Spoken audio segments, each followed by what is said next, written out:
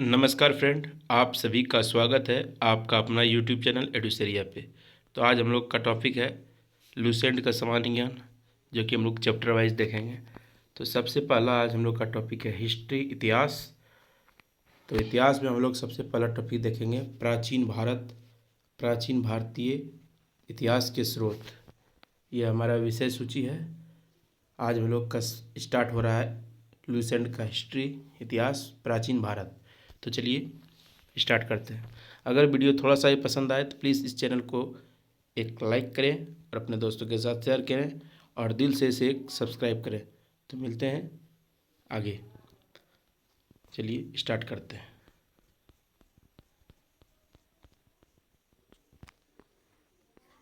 Start. Bharat का इतिहास। भारत का इतिहास उत्तर में हिमालय से लेकर दक्षिण में समुद्र तक फैला यह उपमहाद्वीप भारतवर्ष के नाम से ज्ञात है, जिसे महाकाव्य तथा पुराणों में भारतवर्ष अर्थात भरतों का देश तथा यहाँ के निवासियों को भारतीय अर्थात भरत की संतान कहा गया है। भरत एक प्राचीन कबीले का नाम था। उत्तर और पश्चिम में रहने वाले लोगों का एक समूह का नाम था तथा इसका उल्लेख ऋग्वेद में भी मिलता है। बाद में इसका प्रयोग देश के लिए होने लगा। प्राचीन भारतीय अपने देश को जम्बू द्वीप अर्थात जम्बू जामुन वृक्षों का द्वीप कहते थे। नेक्स्ट कहते थे। प्राचीन ईरानी इसे सिंधु नदी के नाम से जोड़ते थे, जिसे वह सिंधु न कहकर हिंदू कहते थे। यही नाम फिर पूरे पश्चिम में फैल गया और पूरे देश को इसी एक नदी के नाम से जाना जाने लगा। यूनानी इसे इंदे और अरब इसे हिंद कहते थे। मध्यकाल में इस देश को हिंदुस्तान कहा जाने लगा। यह शब्द भी फारसी शब्द हिंदू से बना है। यूनानी भाषा के इंदे के आधार पर अंग्रेज इसे इंडिया कहने लगे। विंध्य की पर्वत श्रृंखला देश को उत्तर और दक्षिण दो भागों में बांटती है। नेक्स्ट देखते हैं। बांटती है। उत्तर में इंडो यूरोपीय परिवार की भाषाएं बोलने वालों की और दक्षिण में द्रविड़ परिवार की भाषाएं बोलने वालों का बहुमत है। नोट चलिए देखते हैं। नोट। भारत की जनसंख्या का निर्माण जिन प्रमुख नस्लों के लोगों के मिश्रण से हुआ है वह इस प्रकार है। प्रोटो ऑस्ट्रेलाइड, पेलियो मेडिटेरेनियन, काकेसाइड, निग्रोयड और मंगोलाइड। भारत की जनसंख्या का निर्माण जिन प्रमुख नस्लों के लोगों के मिश्रण से हुआ वह इस प्रकार है। प्रोटो ऑस्ट्रेलाइड, पेलियो मेडिटेरेनियन, काकेसाइड, नेग्रोयड और मंगोलाइड। भारतीय इतिहास को अध्ययन की सुविधा के लिए 3 भागों में बांटा गया है: प्राचीन भारत, मध्यकालीन भारत एवं आधुनिक भारत। चलिए आगे देखते हैं। नोट। सबसे पहले इतिहास को 3 भागों में बांटने का श्रेय जर्मन इतिहासकार क्रिस्टॉफ सेलियरस को है, जो 1638 से 1707 एडी को है। अब स्टार्ट करते हैं प्राचीन भारत और इसके स्रोत। प्राचीन भारत। प्राचीन भारतीय इतिहास के स्रोत। प्राचीन भारतीय इतिहास के विषय में जानकारी मुख्यतः 4 स्रोतों से प्राप्त होती है: धर्म ग्रंथ, ऐतिहासिक ग्रंथ, विदेशियों का विवरण व पुरातत्व संबंधित साक्ष्य। तो हम लोग आज देख रहे हैं धर्म ग्रंथ एवं ऐतिहासिक ग्रंथ से मिलने वाली महत्वपूर्ण जानकारी। भारत का सर्वप्राचीन धर्म ग्रंथ वेद है, जिसके संकलनकर्ता महर्षि कृष्ण द्वैपायन वेद व्यास को माना जाता है। वेद वसुदेव कुटुम्बकम का उपदेश देता है। भारतीय परंपरा वेदों को नृत्य तथा अपूर्व से मानती है। वेद 4 है: ऋग्वेद, यजुर्वेद, सामवेद एवं अथर्ववेद। इन 4 वेदों को संहिता कहा जाता है। तो पहला है हम लोग का ऋग्वेद। ऋचाओं के क्रमबद्ध ज्ञान के संग्रह को ऋग्वेद कहा जाता है। इसमें 10 मंडल, 1028 सूक्त, वाल्खील पाठ के 11 सूक्तों सहित एवं 10,462 ऋचाएँ हैं।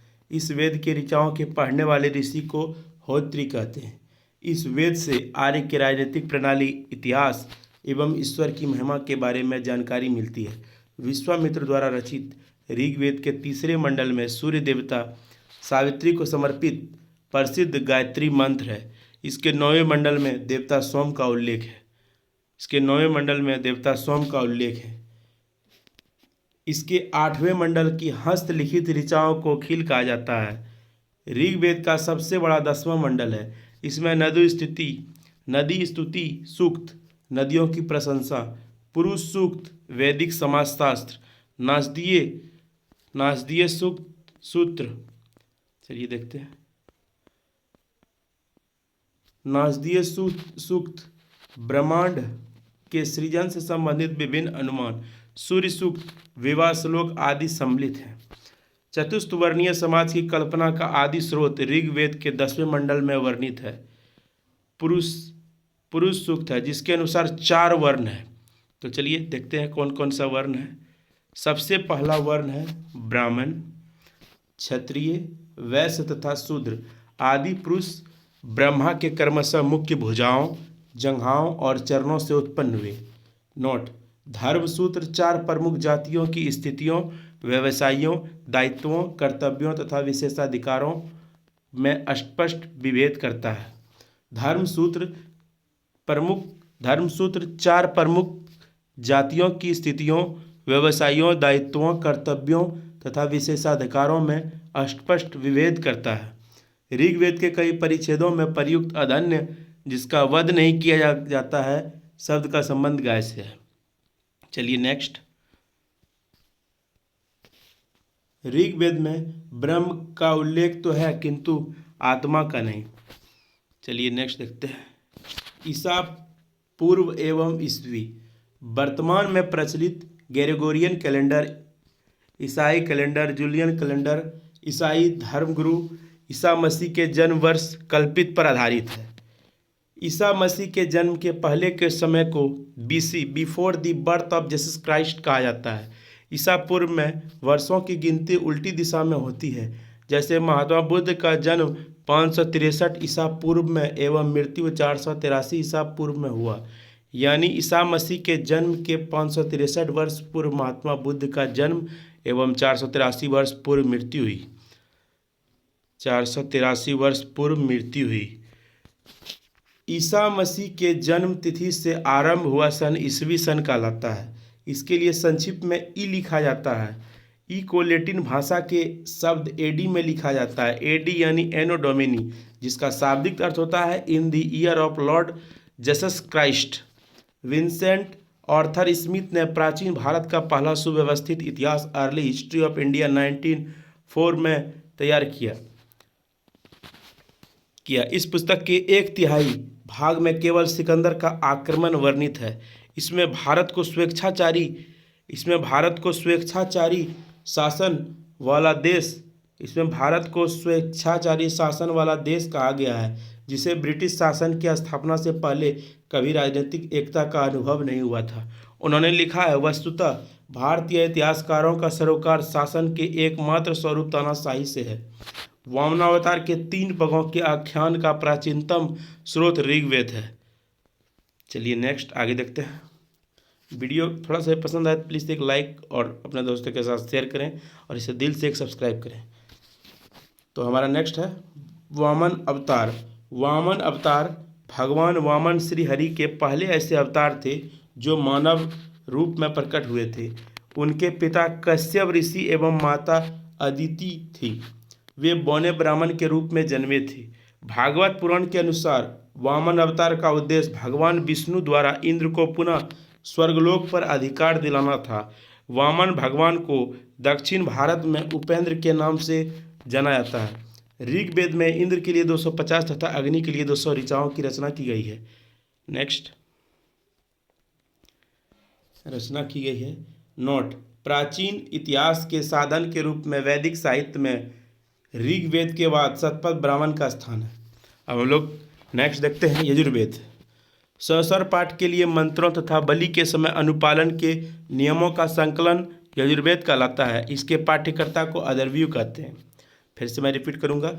सहस्र पाठ के लिए मंत्रों तथा बलि के समय अनुपालन के लिए नियमों का संकलन यजुर्वेद कहलाता है और इसके पाठ्यकर्ता को अदर्व्यू कहते हैं।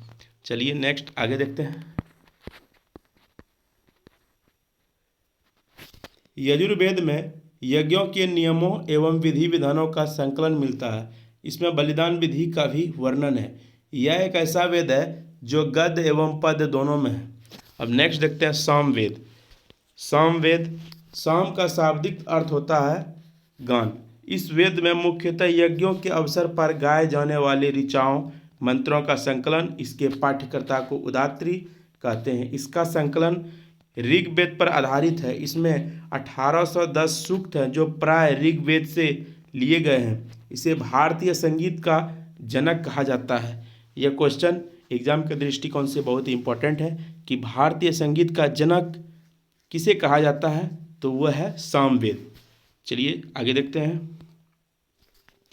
नोट में यजुर्वेद तथा सामवेद में किसी भी विशिष्ट ऐतिहासिक घटना का वर्णन नहीं मिलता है।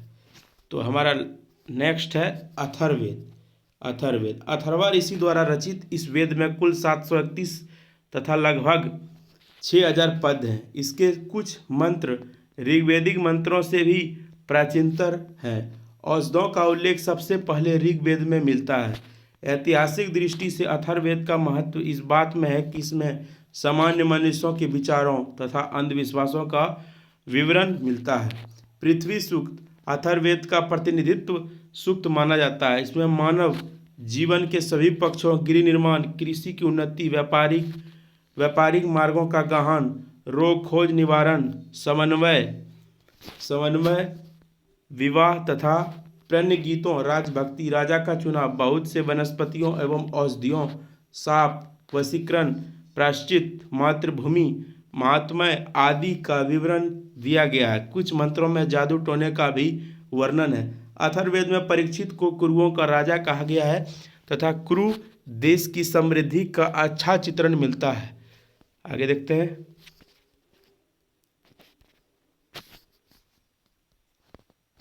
अच्छा चित्रण मिलता है। इसमें सभा एवं समिति को प्रजापति की 2 पुत्रियां कहा गया है। वेदों की भी कई शाखाएं हैं जो वैदिक अध्ययन और व्याख्या से जुड़े विभिन्न दृष्टिकोणों का प्रतिनिधित्व करती है। शाकल शाखा ऋग्वेद से जुड़ी एकमात्र जीवित शाखा है। यजुर्वेद को शुक्ल यजुर्वेद और कृष्ण यजुर्वेद 2 शाखाओं में बांटा गया है। माध्यनंदिनी एवं काण्व शुक्ल यजुर्वेद अथवा वाजसेन संहिता की शाखाएं हैं। नेक्स्ट वाजसेन संहिता की शाखाएं हैं। कृष्ण यजुर्वेद से जुड़ी शाखाएं काठक, कनिष्ठल, मैत्रायणी और तैत्तिरीय, कोथुम, रनायनीय एवं जैमिनीय या तलवकार सामवेद की शाखाएं हैं। अथर्ववेद की शाखाएं शौनक और पिप्पलाद हैं। नोट, सबसे प्राचीन वेद ऋग्वेद एवं सबसे बाद का वेद अथर्ववेद। चलिए आगे। वीडियो थोड़ा सा बड़ा हो सकता है लेकिन सटीक जानकारी मिलेगा, वीडियो में बने रहें। तो चलिए, ब्राह्मण, आरण्यक तथा उपनिषद। संहिता के पश्चात ब्राह्मणों, आरण्यकों तथा उपनिषदों का स्थान है। इसमें उत्तर वैदिक कालीन समाज एवं संस्कृति के विषय में जानकारी प्राप्त होती है। ब्राह्मण ग्रंथ वैदिक संहिताओं की व्याख्या करने के लिए गद्य में लिखे गए प्रत्येक संहिता के लिए अलग अलग ब्राह्मण ग्रंथ है जिसे सारणी में दिया गया है। तो चलिए देखते हैं कौन कौन सा ब्राह्मण ग्रंथ है। ऋग्वेद ब्राह्मण ग्रंथ जो है आपका ऐत्रेय व कौशितकी, यजुर्वेद तैत्तिरीय व शतपथ, सामवेद पंचविश और अथर्ववेद गोपद। फिर से मैं रिपीट करूंगा, ऋग्वेद का ब्राह्मण ग्रंथ है ऐत्रेय व कौशितकी, यजुर्वेद का तैत्तिरीय व शतपथ, सामवेद का पंचविश और अथर्ववेद का गोपद। आगे देखते हैं। इन ब्राह्मण ग्रंथों से हमें परीक्षित के बाद और बिंबसार के पूर्व की घटनाओं का ज्ञान प्राप्त होता है। ऐत्रेय में राज्याभिषेक के नियमों एवं कुछ प्राचीन राजाओं के नाम दिए गए हैं। शतपथ में गांधार, शल्य, केकय, कुरु, पंचाल, कौशल, विदेह आदि राजाओं का उल्लेख मिलता है। नेक्स्ट, वैदिक साहित्य में ऋग्वेद के बाद शतपथ ब्राह्मण का स्थान है। आरण्यक में यज्ञ से जुड़े कर्मकांडों की दार्शनिक और प्रतीकात्मक अभिव्यक्ति है। चलिए नेक्स्ट देखते हैं। इसका पीडीएफ मैं टेलीग्राम पे डाल दूंगा और डिस्क्रिप्शन बॉक्स में भी डाल दूंगा, वहाँ से आप डाउनलोड कर सकते हैं।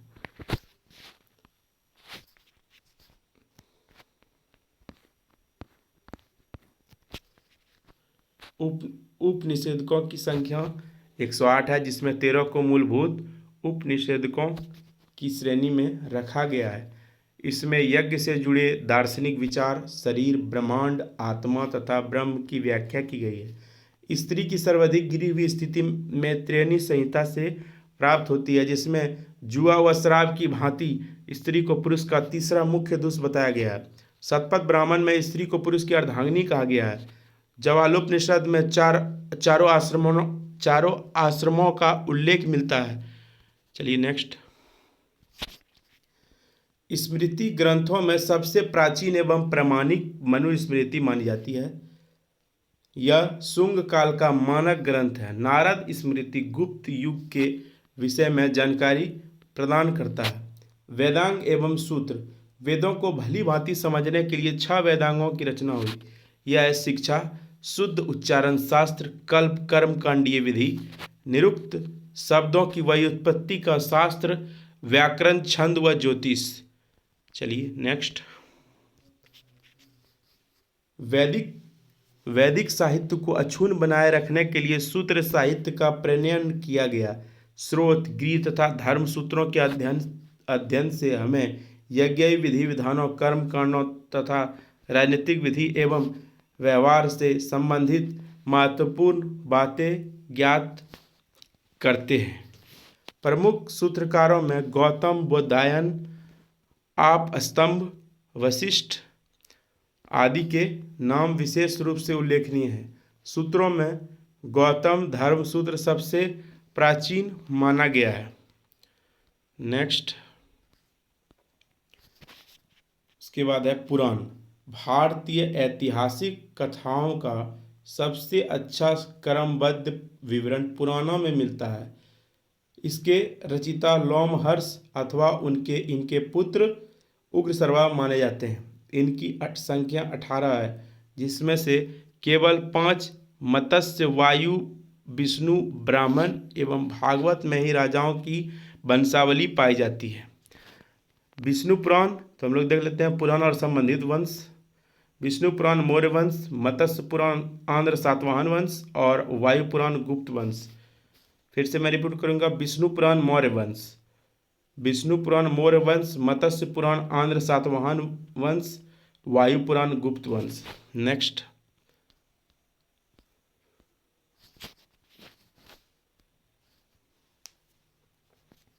नोट। पुराणों में मत्स्य पुराण सबसे प्राचीन एवं प्रामाणिक है।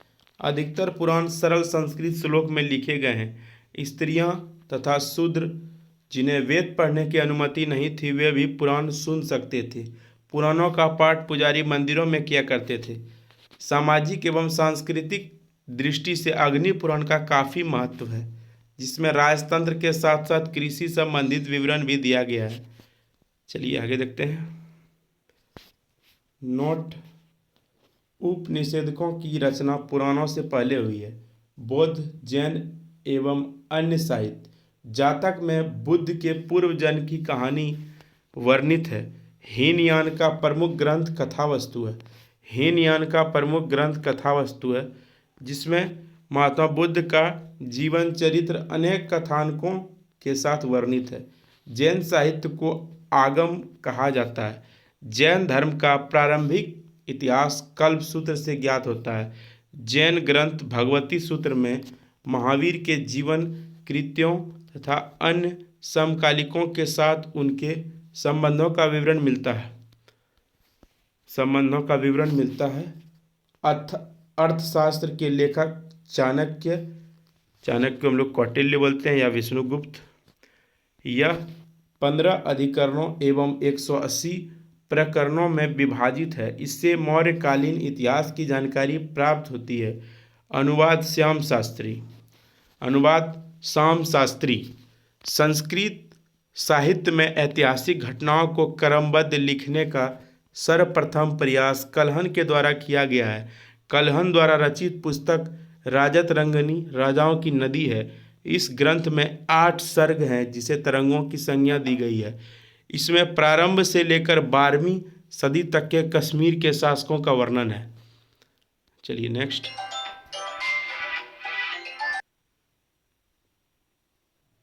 इसमें प्रारंभ से लेकर 12वीं सदी तक के कश्मीर के शासकों का वर्णन है। अरबों की सिंध विजय का वृतांत चचनामा लेखक अली अहमद में सुरक्षित है। चलिए नेक्स्ट देखते हैं दोस्तों। अष्टाध्यायी संस्कृत भाषा व्याकरण की प्रथम पुस्तक के लेखक पाणिनि है। इससे मौर्य के पहले का इतिहास तथा मौर्ययुगीन राजनीतिक अवस्था की जानकारी प्राप्त होती है।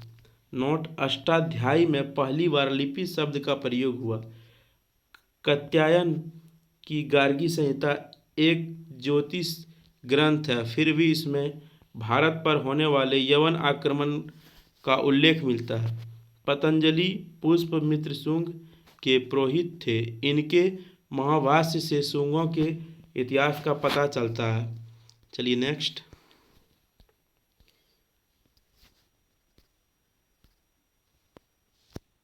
अब हम लोग देखेंगे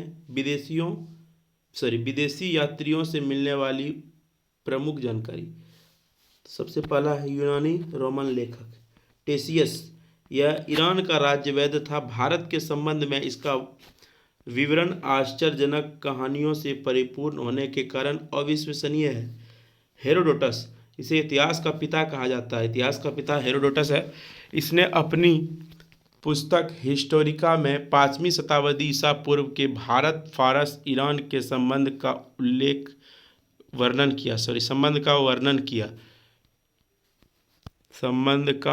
वर्णन किया, परंतु इसका विवरण भी अनुश्रुतियों एवं अफवाहों पर आधारित है। सिकंदर के साथ आने वाले लेखकों में निरियाकस, अनेसिक्रिस्टस तथा अरिस्टोबुलस के विवरण अधिक प्रामाणिक एवं विश्वसनीय हैं। मेगास्थनीज यह सेल्यूकस निकेटर का राजदूत था जो चंद्रगुप्त मौर्य के दरबार में आया था। इसने अपनी पुस्तक जो है इंडिका में मौर्य युगीन समाज एवं संस्कृति के विषय में लिखा है। डाइमेकस यह सीरियन नरेश अंतियोकस का राजदूत था जो बिंदुसार के राज दरबार में आया था। इसका विवरण भी मौर्य युग से संबंधित है। नेक्स्ट। डायोनिसियस यह मिस्र नरेश टॉलमी फिलेडेल्फस का राजदूत था जो अशोक के राज दरबार में आया था। टॉलमी इसने 2री शताब्दी में भारत का भूगोल नामक पुस्तक लिखी। प्लिनी इसने प्रथम शताब्दी में नेचुरल हिस्ट्री नामक पुस्तक लिखी। इनमें भारतीय पशुओं, पेड़ पौधों, खनिज पदार्थों आदि के बारे में विवरण मिलता है। पेरिप्लस ऑफ द इरिथ्रियन सी, इस पुस्तक के लेखक के बारे में जानकारी नहीं है। यह लेखक करीब 80 ईस्वी में हिंद महासागर की यात्रा पर आया था। इसने उस समय के भारत के बंदरगाहों तथा व्यापारिक वस्तुओं के बारे में जानकारी दी थी। नेक्स्ट है हमारा चीनी लेखक फाहियान। यह चीनी यात्री गुप्त नरेश चंद्रगुप्त द्वितीय के दरबार में आया था। इसने अपने विवरण में मध्य प्रदेश के समाज एवं संस्कृति के बारे में वर्णन किया। इसने मध्य प्रदेश की जनता को सुखी एवं समृद्ध बताया। यह 14 वर्षों तक भारत में रहा। संयुगन यह 518 ईसा पूर्व में भारत आया। इसने अपने 3 वर्षों की यात्रा में बौद्ध धर्म की प्राप्तियां एकत्रित की। हेनसांग यह हर्षवर्धन के शासनकाल में भारत आया। वेनसांग 629 629 ईस्वी में चीन से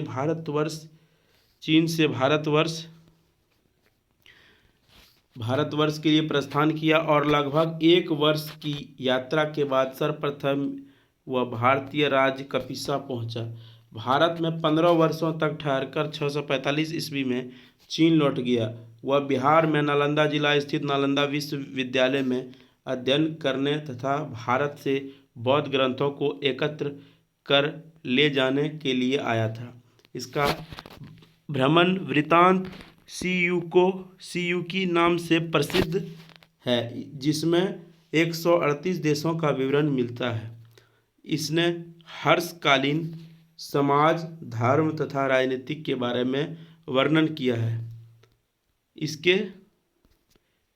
इसके अनुसार सिंध का राजा शूद्र और हैनसंग ने बुद्ध की प्रतिमा के साथ साथ सूर्य और शिव की प्रतिमाओं का भी पूजन किया था। वेनसंग के अध्ययन के समय नालंदा विश्वविद्यालय के कुलपति आचार्य शीलभद्र थे। यह विश्वविद्यालय बौद्ध दर्शन के रूप में प्रसिद्ध था। चलिए नेक्स्ट देखते हैं।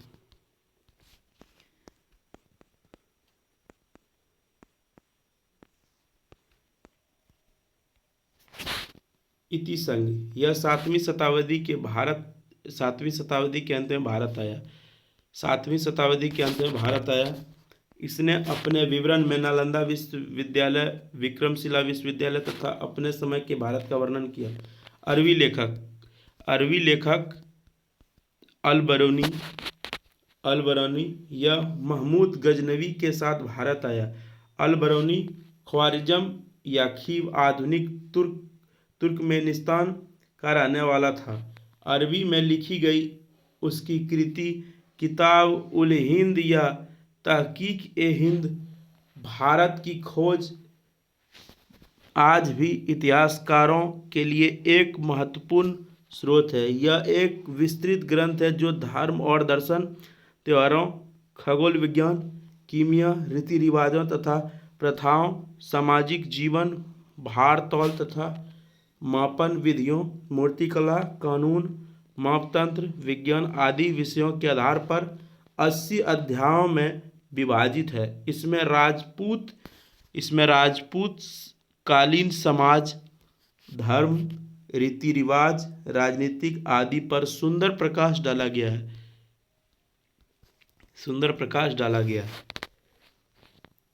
इब्न बतूता, इसके द्वारा अरबी भाषा में लिखा गया उसका यात्रा वृत्तांत, जिसे रेहला कहा जाता है, 14वीं शताब्दी में भारतीय उपमहाद्वीप के सामाजिक तथा सांस्कृतिक जीवन के विषय में बहुत ही प्रचुर तथा सबसे रोचक जानकारी देता है।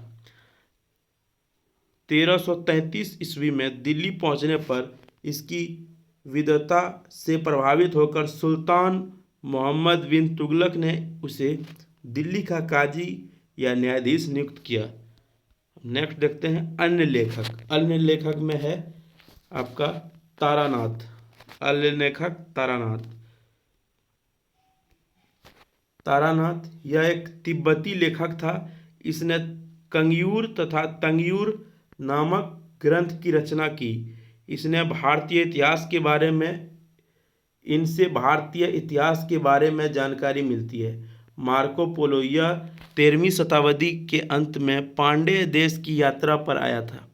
इसका विवरण पांड्य इतिहास के अध्ययन के लिए उपयोगी है। पुरातत्व संबंधित साक्ष्य से मिलने वाली महत्वपूर्ण जानकारी।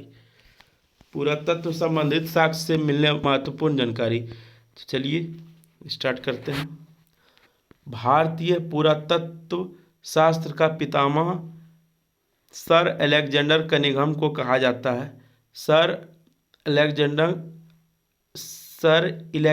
कनिंघम को कहा जाता है अलेक्जेंडर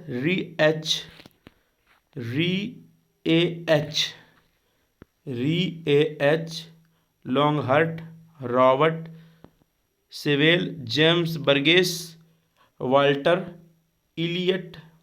यह सभी भारत के पुरातात्विक स्थलों के उत्खनन से संबंधित है। इन लोगों ने भट्टी, प्रोलू, घंटसला, अमरावती आदि स्थलों की खुदाई की। 1400 ईसा पूर्व के अभिलेख में बोगाज कोई एशिया माइनर से वैदिक देवता मित्र, वरुण, इंद्र और नासत्य अश्विनी कुमार के नाम मिलते हैं। मध्य भारत में भागवत धर्म वैष्णव संप्रदाय विकसित होने का प्रमाण यवन राजदूत होलियोडोरस के बेसनगर विदिशा गरुड़ स्तंभ लेख से प्राप्त होता है।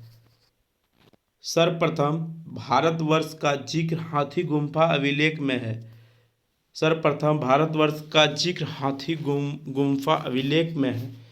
सर्वप्रथम दुर्भिक्ष का जानकारी देने वाला अभिलेख 100 गौरा अभिलेख है। इस अभिलेख में संकट काल में उपयोग हेतु खाद्यान्न सुरक्षित रखने का भी उल्लेख है। सर्वप्रथम भारत पर होने वाले हून आक्रमण की जानकारी भित्री स्तंभ लेख से प्राप्त होती है। सती प्रथा का पहला लिखित साक्ष्य एरन अभिलेख शासक भानुगुप्त से प्राप्त होती है। सातवाहन राजाओं का पूरा इतिहास उनके अभिलेखों के आधार पर लिखा गया है।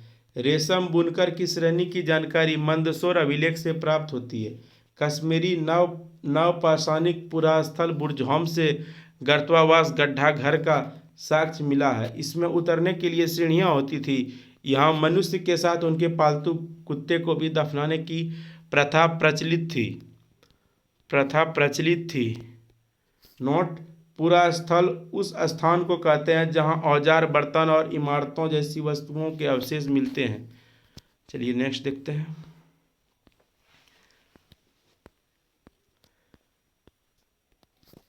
प्राचीनतम सिक्कों को आहत सिक्के कहा जाता है। इसी को साहित्य में कापार्सन कहा गया है। सर्वप्रथम सिक्कों पर लेख लिखने का कार्य यवन शासकों ने किया है। महत्वपूर्ण अभिलेख शासक, तो चलिए देखते हैं। हाथी गुम्फा अभिलेख, तिथि रहित अभिलेख कलिंग राजा खारवेल, जूनागढ़ गिरनार अभिलेख रुद्रदामन, नासिक अभिलेख गौतमी बलश्री, प्रयाग स्तंभ लेख समुद्रगुप्त, ऐहोल अभिलेख पुलकेशिन द्वितीय, मंदसौर अभिलेख मालवा नरेश यशोवर्मन, ग्वालियर अभिलेख प्रतिहार नरेश भोज, भित्री एवं जूनागढ़ अभिलेख स्कंदगुप्त। नेक्स्ट, देवपाड़ा अभिलेख बंगाल शासक विजयसेन। नोट: अभिलेखों का अध्ययन इपिग्राफी कहलाता है। समुद्रगुप्त की बिना बजाती हुई मुद्रा वाले सिक्के से उनके संगीत प्रेमी होने का प्रमाण मिलता है। अरिकेमेडु पुदुचेरी के निकट से रोमन सिक्के प्राप्त हुए। नोट: सबसे पहले भारत के संबंध वर्मा स्वर्ण भूमि वर्तमान में म्यांमार, मलाया स्वर्णद्वीप, कंबोज और जावा यवद्वीप से स्थापित हुए। वीडियो कैसा लगा कमेंट बॉक्स में ज़रूर बताएं। नेक्स्ट टॉपिक हमारा होगा प्रागैतिहासिक काल, जो कि नेक्स्ट वीडियो में लाएंगे। अगर आपका प्यार बना रहा तो फिर नेक्स्ट टॉपिक आएगा। प्लीज़ इस वीडियो को ज़्यादा से ज़्यादा लाइक करें, अपने दोस्तों के साथ शेयर करें और इसे दिल से एक सब्सक्राइब जरूर करें, क्योंकि आपका एक सब्सक्राइब और एक लाइक और एक शेयर मुझे बहुत ज़्यादा मोटिवेट करता है इस तरह के वीडियो लाने के लिए। अगर आप चाहते हैं कि इस चैनल पे जुड़े रहें तो प्लीज़ इस चैनल को एक सब्सक्राइब जरूर करें। मिलते हैं फिर नेक्स्ट वीडियो में, तब तक के लिए जय हिंद, वंदे मातरम, धन्यवाद।